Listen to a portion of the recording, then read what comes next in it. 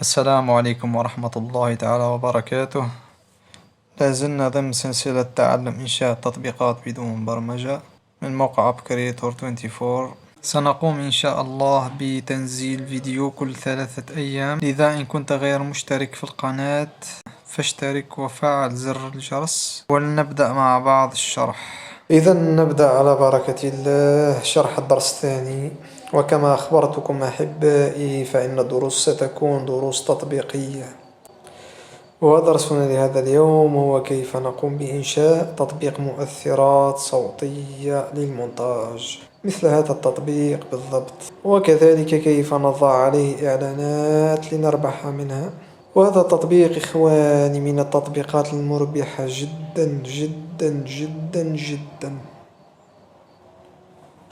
إذا كل ما نحتاج إليه قبل البدء هو تطبيق تعديل على الصور أيا كان، وأنا أستخدم بيكسارت، ثم تطبيق كولر بيكر وهو تطبيق يعطينا أكواد الألوان، وكذلك أنا أستخدم تطبيق أفكار إنشاء التطبيقات ليسهل علي الفكرة عن التطبيق الذي سأصممه.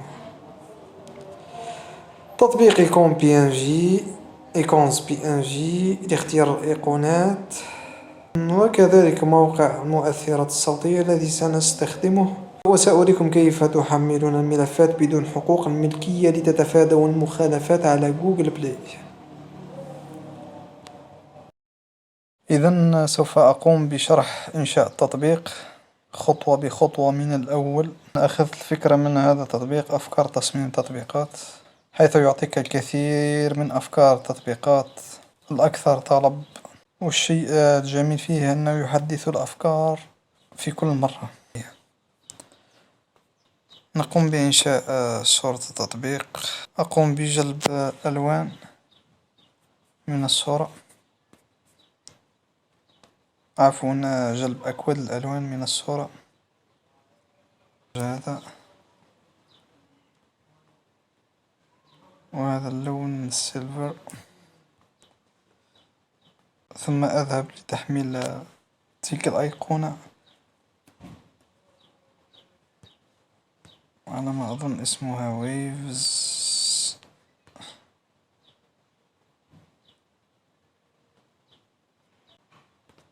آتي الأيقونة، أضع هنا كود اللون الذي جلبته،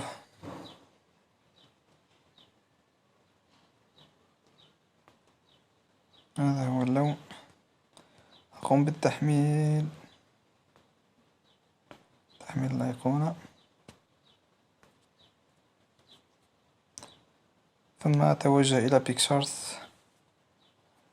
أقوم بإنشاء صورة التطبيق.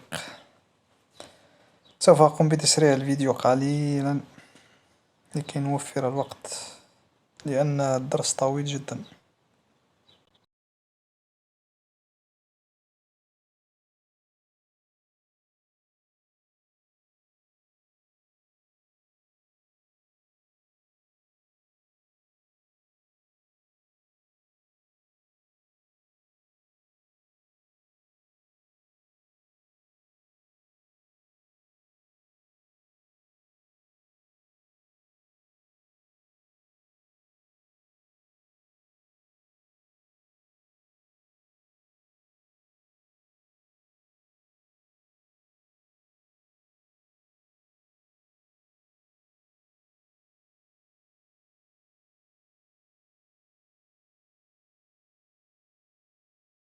بعد الانتهاء من صورة التطبيق نتوجه إلى موقع أبكريتور. لمن لا يعرف التسجيل في موقع أبكريتور يشاهد فيديو مقدمة. نضغط على كرييت أب، نكتب اسم التطبيق Sound Effects for Montage، نضع صورة التطبيق التي صممناها. بعدها نترك اللغة انجلش، لا تهمنا اللغة، والوصف كذلك لا يهمنا. نكتب على سبيل المثال Sound Effects، نفس العنوان for Montage، لا يهم الوصف. ثم نضغط Next، نختار الخلفية سوداء. وهنا نضغط ويب اب. نقوم بنسخ هذا العنوان على سبيل المثال، لا يهمنا كذلك، ثم نكتب أي شيء.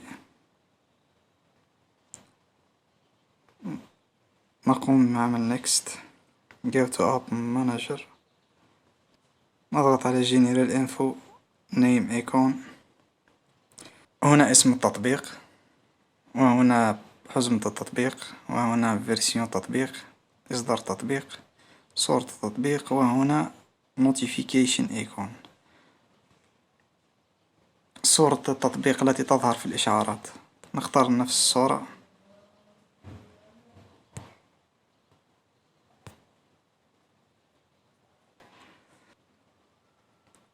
وهنا نترك الاختيارات كما هي. الخيار الأخير نجعل صيغة التطبيق AAB، ثم نضغط save. اوكي. القسم الثاني جنرال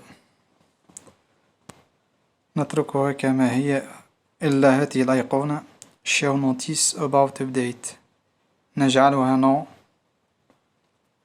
ونضغط save. فقط برك للإشارة الخطأ الوحيد الذي يقع فيه معظم المبرمجون الذين يمتلكون حساب بلاي كونسول، والذي بسببه يتم غلق حسابات جوجل بلاي كونسول.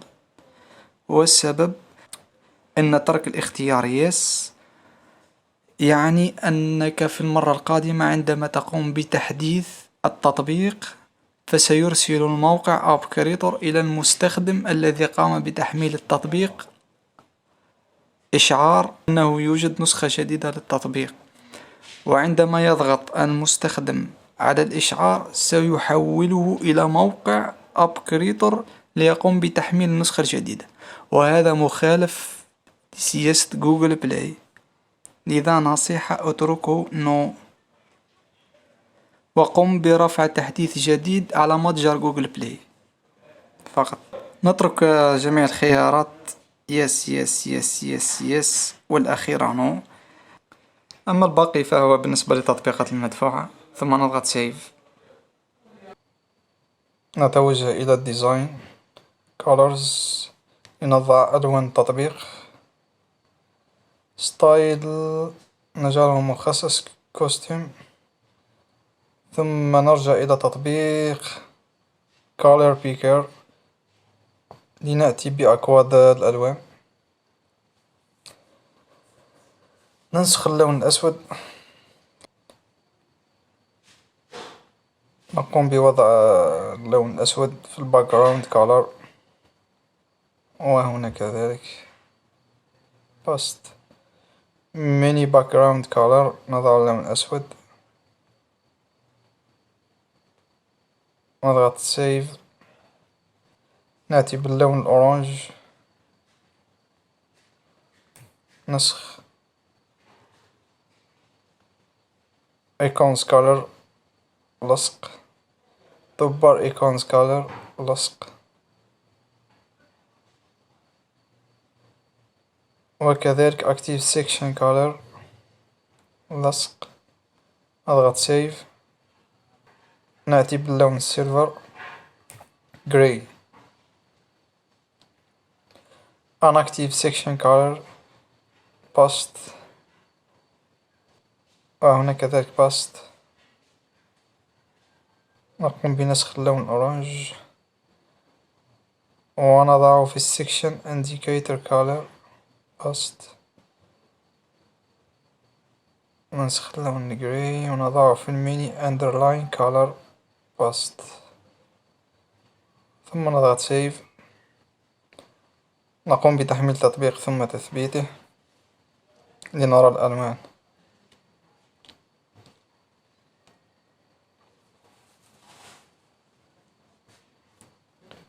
نفتح التطبيق.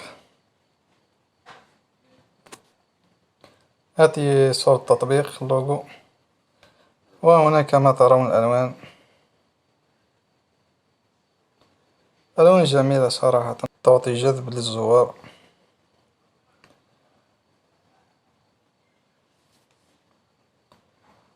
نتوجه الآن إلى موقع أبكريتور،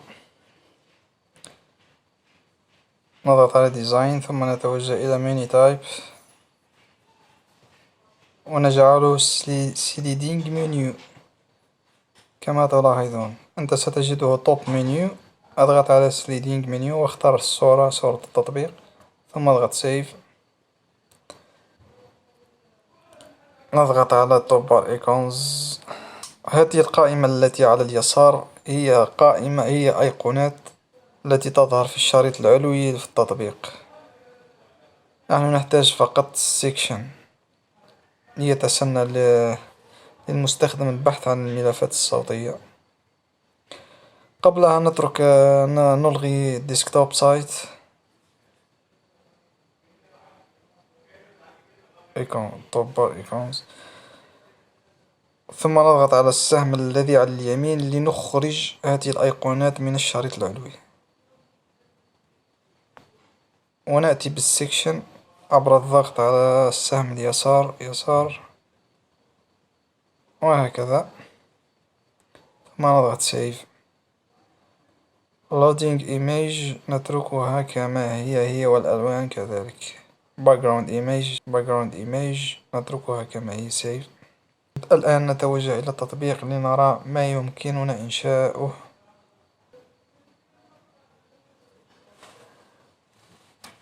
هذه الواجهة الرئيسية للتطبيق التي سوف نقوم بإنشائها الآن، هي عبارة عن صور وروابط.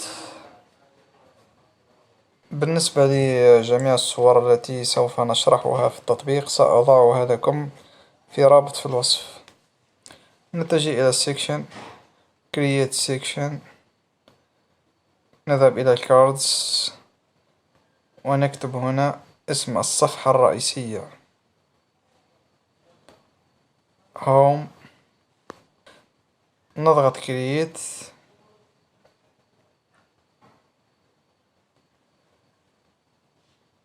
نضغط على image، نختار الصورة،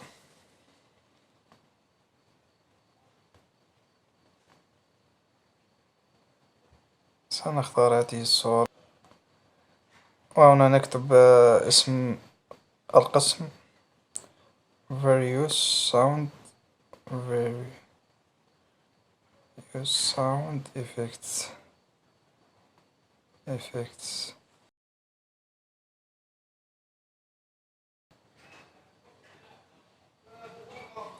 نتركه 16، وهنا لون الخط يكون أورانج.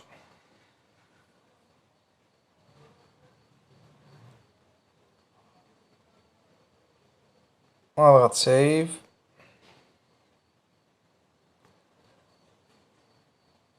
نقوم بحذف السكشن الأول الذي أنشأناه،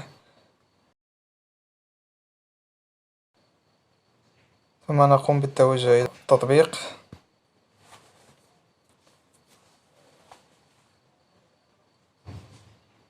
هذه الصورة التي أنشأناها الأولى.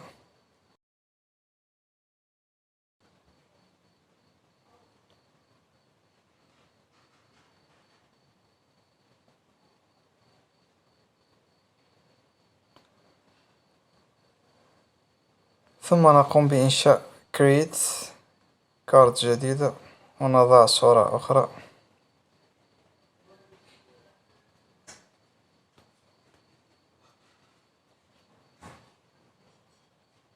مثلا هذه الصورة ونضع هنا ميمز.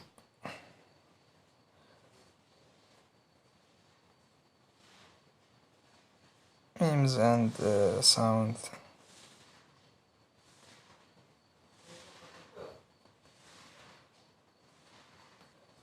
حجم الخط نجعله 16 واللون أورانج. نضغط سيف، وهكذا نقوم بإنشاء القسم الثالث نفس الشيء.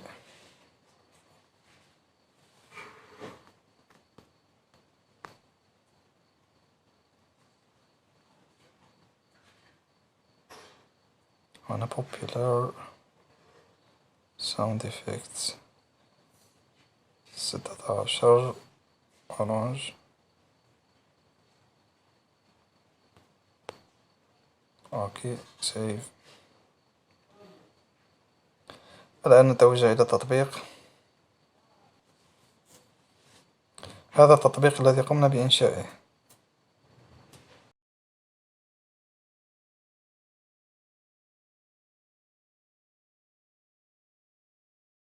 للتطبيق الأساسي لنرى ما سنقوم بعمله. الصفحة الرئيسية قد أنشأناها من قبل. عند الضغط على القسم الأول تفتح معنا واجهة بها صور سلايد وعنوان باللون الأبيض السافيكس هيما، وكذلك يوجد 3 أقسام آخرين نفس الشيء. لنذهب إلى Creator Section Create Section Cards. نكتب اسم تلك الصفحة التي تحتوي على 4 أقسام ونعطيها نفس اسم الكارد الأول الموجود في الصفحة الرئيسية. نرجع إلى الصفحة الرئيسية. الاسم ننسخ الاسم. نرجع كاردز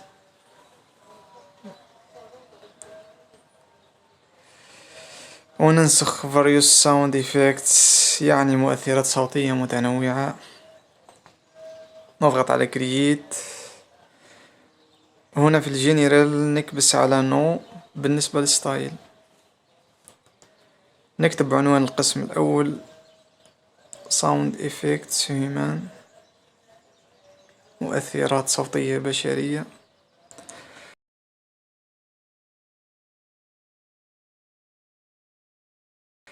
ونعطي حجم الخط 16 واللون الأبيض.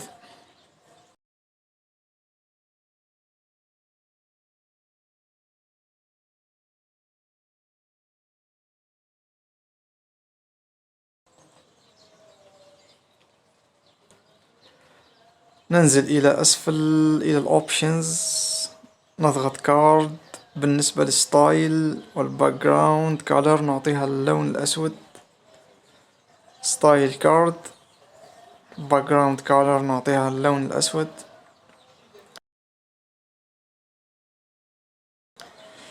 بعدها ننزل ونضغط على كريت. نختار الصورة.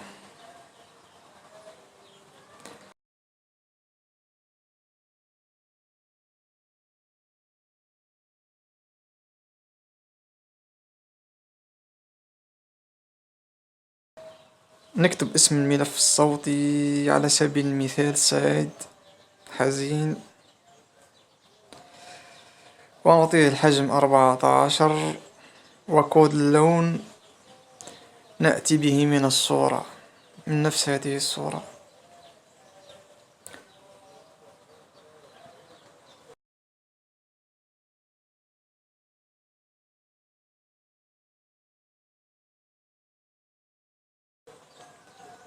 ننسخ اللون. نرجع نضع الكود ثم تم ونعمل حفظ.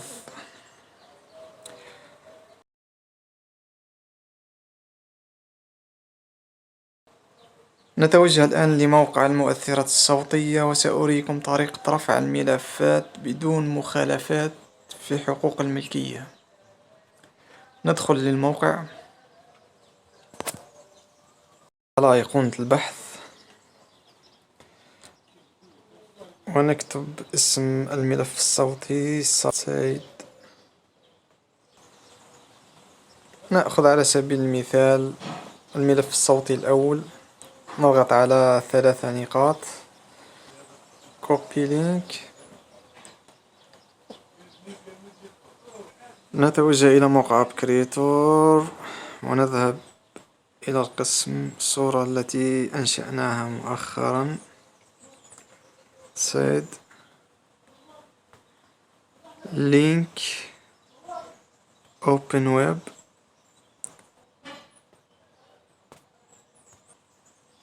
ونقوم بوضع الرابط الذي قمنا بنسخه، ثم نضغط OK سيف، ونتوجه الآن للتطبيق ونرى في التطبيق ماذا قمنا بصنعه. نتوجه إلى various sound effects، وهنا لدينا الخلفية الكارد. يجب حذف الخلفية السوداء والبيضاء ووضع عنوان لهذا القسم. نرجع إلى موقع أب كريتور sections various sound، ثم ننزل إلى الأسفل ستايل نضعها هنا description، نقوم بحذف description، ثم نذهب إلى الcontent title ونكتب sound effects human، مؤثرات صوتية بشرية، ونعطيها 16، واللون بالأبيض، عفوا اللون الأبيض FFF، ونضغط سيف، ثم نتوجه إلى التطبيق.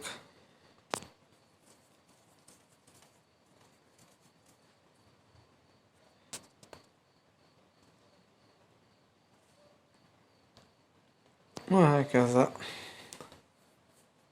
ونقوم بعمل نفس الشيء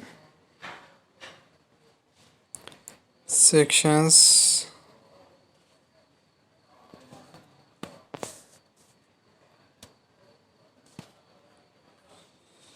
ننزل إلى أسفل، ثم نقوم بعمل create، ونقوم بنفس ما قمنا به، نفس هذه الصورة والألوان. أما اللينك فتختار الملف الصوتي، لينك الملف الصوتي الذي تريد وضعه، نفس الشيء. سأقوم فقط بتسريع الفيديو قليلا لنوفر الوقت.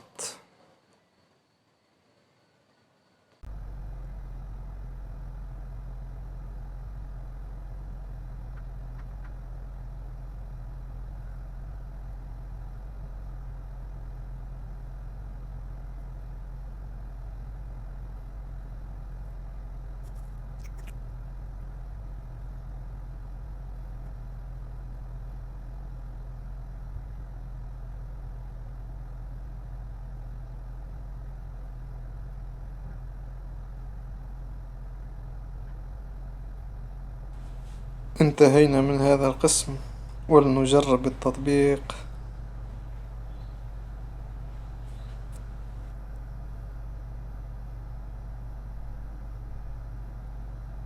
والروابط تعمل بدون أي مشاكل.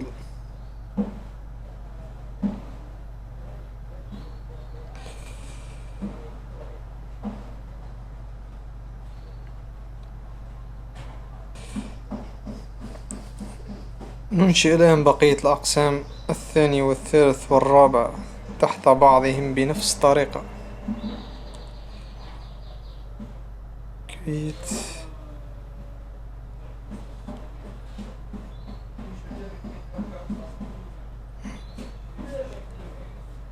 عنوان القسم الثاني sound effects industrial.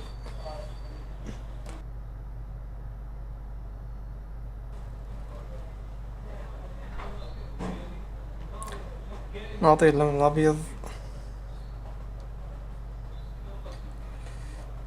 ننشئ الصور create،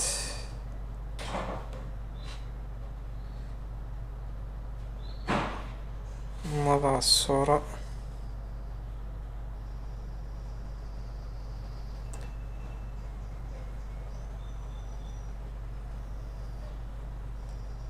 نأتي بكود اللون. نفس الطريقة من التطبيق، نقوم بنسخ اللون. نكتب اسم العنصر كيبورد على سبيل المثال، نعطيه 14، واللون نلصق اللون.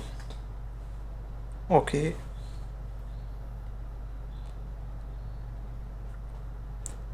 ونأتي برابط الملف الصوتي كيبورد.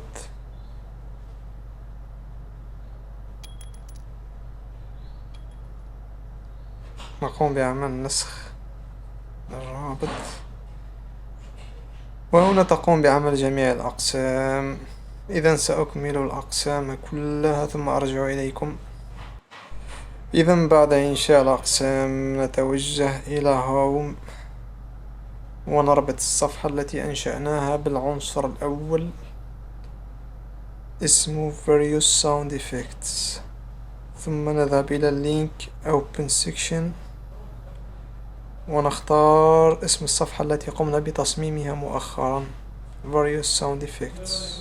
نعمل سيف.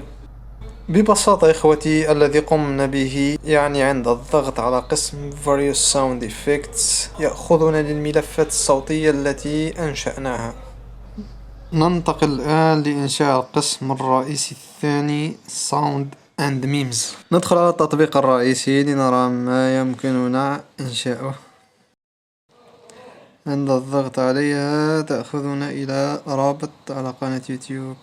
هذه الفكرة رائعة جدا لمن يمتلك قناة على اليوتيوب، لزيادة المشاهدات إضافة إلى أرباح الإعلانات.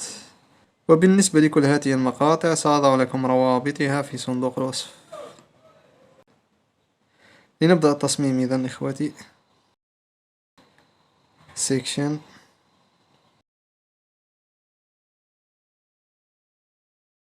Create Section، Cards. نكتب عنوان القسم Memes and Sounds.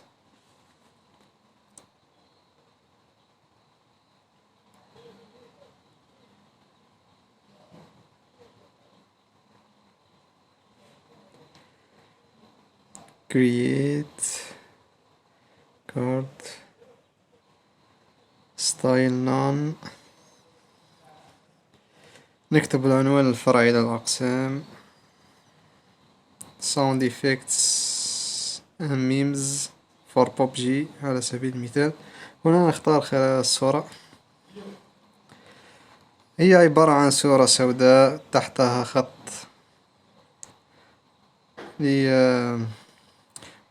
لنعطي تنسيق لشكل الصفحة فقط ولتقسيم الأجزاء. نعطي حجم الخط 16. خلفية اللون نأتي بها من الديزاين والكالرز. اللون الرمادي نعمل كوبي، واللون البرتقالي نعمل كوبي، ونقوم بتثبيته على الكيبورد لكي ننتقل إلى هنا مرة أخرى، من ثم نرجع.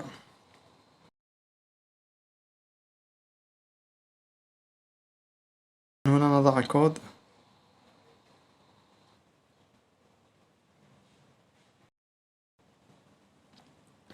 نعمل حفظ.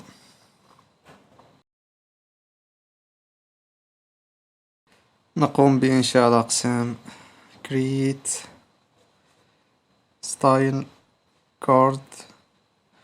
نضع اللون البرتقالي.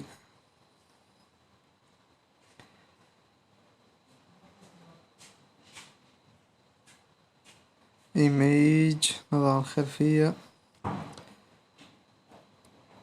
نضع الصورة. هذه هي الصورة، قمت بالتعديل عليها على بيكسارت. نضع الصورة الأولى، نعطي حجم الخط 14، واللون نعطيه اللون البرتقالي.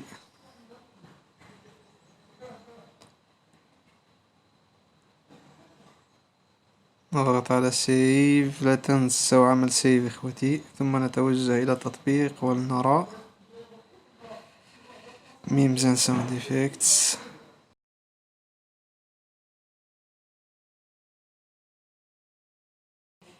رائع. ينقصنا فقط كتابة الاسم ووضع روابط، وضع الرابط.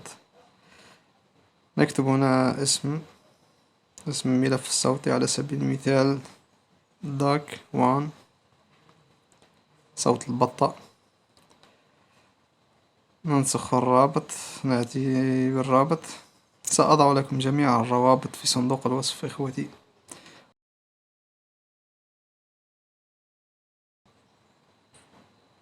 نقوم بوضع الرابط open web، لصق،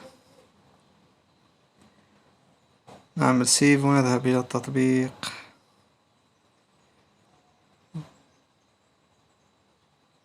رائع جدا جدا، الرابط يشتغل. رائع. قم بالرجوع إلى أبكريتور، نضغط كرييت، نعمل قسم آخر. نفس الشيء، نقوم بوضع الأقسام مثل القسم الأول. خلفية برتقالية، وهنا نضع الصورة.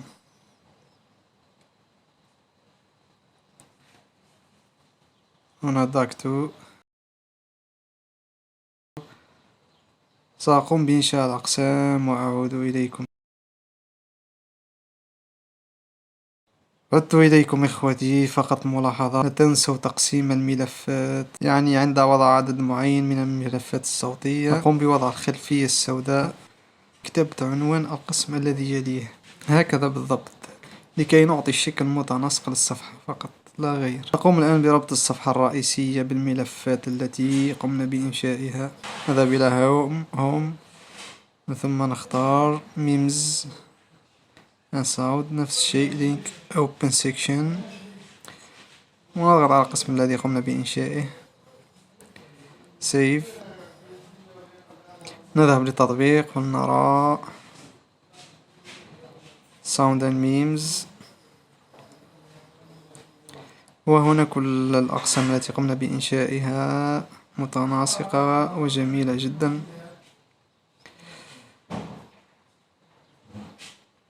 جميع الروابط تعمل كما أخبرتكم إخوتي. جميع الروابط وكل المرفقات ستجدونها في صندوق الوصف. نرجع إلى أبكريتور وننشئ القسم الأخير Popular Sound Sound Effects Section. Create Section. نكتب هنا اسم القسم Popular Sound. Create Style None. هنا نعطي اسم عنوان الجزء الأول Horror Sound Effects. هنا نعطيها 14، واللون نعطيه اللون البرتقالي. Options Style Card، ونعطيه اللون الأسود. نعمل كرييت، ننشئ الملف الأول، نأتي بالصورة، نضع الصورة ونكتب الاسم على سبيل المثال سكريم، واللون ولا الحجم 14. اللون نأتي به من الصورة، نعطيه نسخ،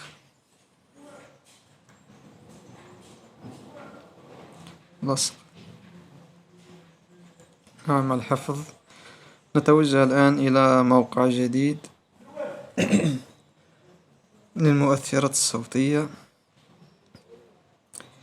Artlist، موقع رائع ومجاني. نقوم باختيار قسم هورور، نختار الملف الصوتي قسم هورور،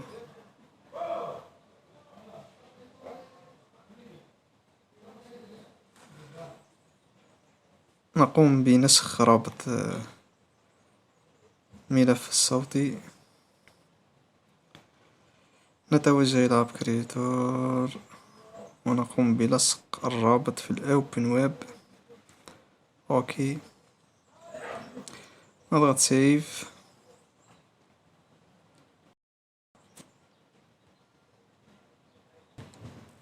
إذن تقومون بعمل نفس الشيء مع جميع الأقسام المتبقية.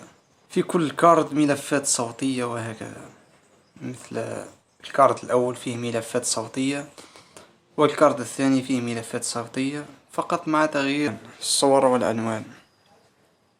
على سبيل المثال في كل قسم 10 أو أكثر من الملفات الصوتية. مثلا هورور ساوند إفكتس فيه 10 ملفات صوتية، والقسم الذي يليه نفس الشيء. 4 أقسام تكفي أو 5. سأقوم بإنشاء جميع الأقسام المتبقية وأعود إليكم من جديد. بعد الانتهاء من تصميم الأقسام الثلاثة بجميع الملفات الصوتية، نقوم بتصميم أيقونة البحث التي تسهل على المستخدم البحث عن أي ملف صوتي داخل التطبيق. على سبيل المثال ستورم. هنا يظهر له الأقسام المتواجدة في هذا الملف الصوتي، وهنا ستورم متواجدة في الساوند إفكتس ناتشورال. لنقوم بتصميمه نذهب إلى كريتور ديزاين، ثم نذهب إلى توب بار ايكونز. قد قمنا بإنشائه مسبقا في أول الفيديو. نرجع إلى السيكشن، ثم نتوجه إلى القسم الأول Various Sound Effects، وننزل إلى الأسفل إلى ال Advanced Setting Description Keywords. أنا قد قمت بوضع جميع الكلمات المفتاحية مسبقا. من أين تتحصل الكلمات المفتاحية؟ تذهب إلى Sound Effects Human القسم الأول، ثم تقوم بإعادة كتابة أسماء جميع الملفات الصوتية وتضعها في ذلك الصندوق، وهكذا كاردز. ثم تقوم بإعادة كتابة جميع الملفات الصوتية، ثم تضغط سيف. ثم بعدها نفس الشيء، تذهب إلى Sound and Memes Advanced Setting. أنا قد قمت بعملها مسبقا. ثم تذهب إلى جميع هذه الملفات الصوتية وتقوم بنسخ اسمها وتضعه في الصندوق. طريقة سهلة جدا إخوتي.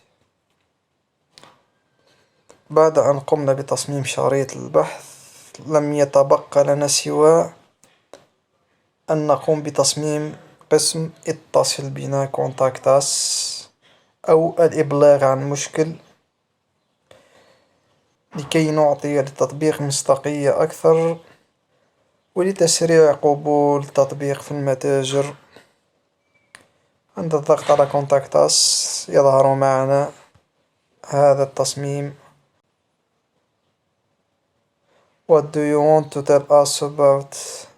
Talk to us. هنا عندما يقوم المستخدم بإرسال مشكل أو رسالة ما ستصلنا داخل الموقع Upcreator. Enter your name. على سبيل المثال اسمه حسام. الرسالة قد وصلت إلى موقع Upcreator. نتوجه إلى موقع Upcreator Office Phone Conversation، وهنا رسالة المستخدم، اسم حسام، الوقت ومحتوى الرسالة، وهكذا نقوم بوضع remove.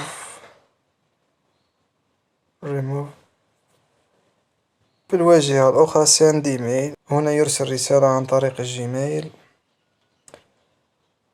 وهكذا سوف نقوم بإنشاء هذا القسم، قسم اتصل بنا. نذهب إلى sections create section office، نكتب contact us save، ثم نتوجه إلى offices list new office، نضع اسم القسم contact us نفس الشيء. وهنا نقوم بوضع الإيميل الخاص بنا. hide email in the app. أعمل سيف ببساطة. نرجع إلى التطبيق الذي أنشأناه، وهنا تظهر معنا كونتاكت اس. عفوا، هنا نقوم بإدخال الوصف على سبيل المثال: What do you want to tell us about. What do you want to tell us about. أضغط سيف. نتوجه إلى التطبيق الذي أنشأناه. contact us. وهكذا. إذا إخوتي، لقد أكملنا التطبيق بنسبة 95%. لم يتبقى لنا سوى وضع الإعلانات والربح من التطبيق.